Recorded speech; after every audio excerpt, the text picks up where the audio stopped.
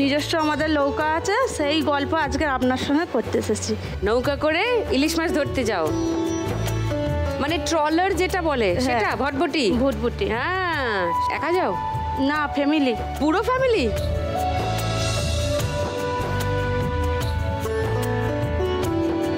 একসঙ্গে যায়? কে কে যায়? স্বামী, শাশুড়ি, শ্বশুর।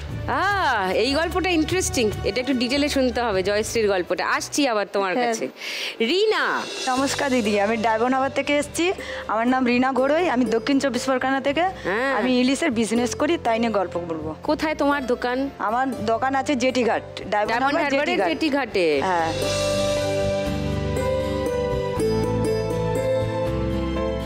তো বর্ষার সময়টা তো তার মানে ভালোই। হ্যাঁ, এই তো সিজন, এবারে ওই সিজন, একদম সিজনেই চলছে। বাকি সময়টা ইলিশ ছাড়া? বাকি সময়টা আমি একটা হসপিটালে, ডায়মন্ডহাবার হসপিটালে কাজ করি, ইলেকট্রো মেডিকেলে। আচ্ছা, বাহ। ইলিশ মাছ কেমন করে চিনবে, আসল নকল খোকা বড় সব জানবো, রিনার কাছে জানতে হবে এগুলো। আচ্ছা, আসছি পূজার কাছে। নমস্কার সুদীপ্তা দি, আমি পূজা চক্রবর্তী, বেহালা থেকে এসেছি।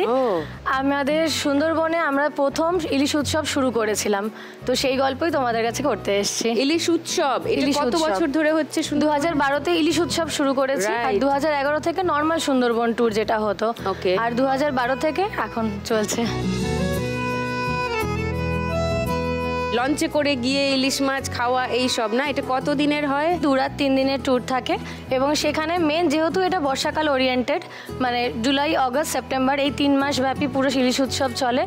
এবং সেই ইলিশ মানে যত রকম ডায়মন্ড হারবারের ফ্রেশ কাঁচা ইলিশ, সেইগুলোই আমরা বিভিন্ন রকম রান্না করে দুপুরবেলা খাওয়া দাওয়ার মধ্যে সেগুলো পরিবেশন করি।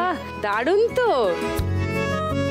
জিভে জল এসে যাচ্ছে এসব শুনে টুনে। বাবা গো, আমি জানি আপনাদেরও মনে হচ্ছে ইলিশ মাছের গল্প আরও শুনি।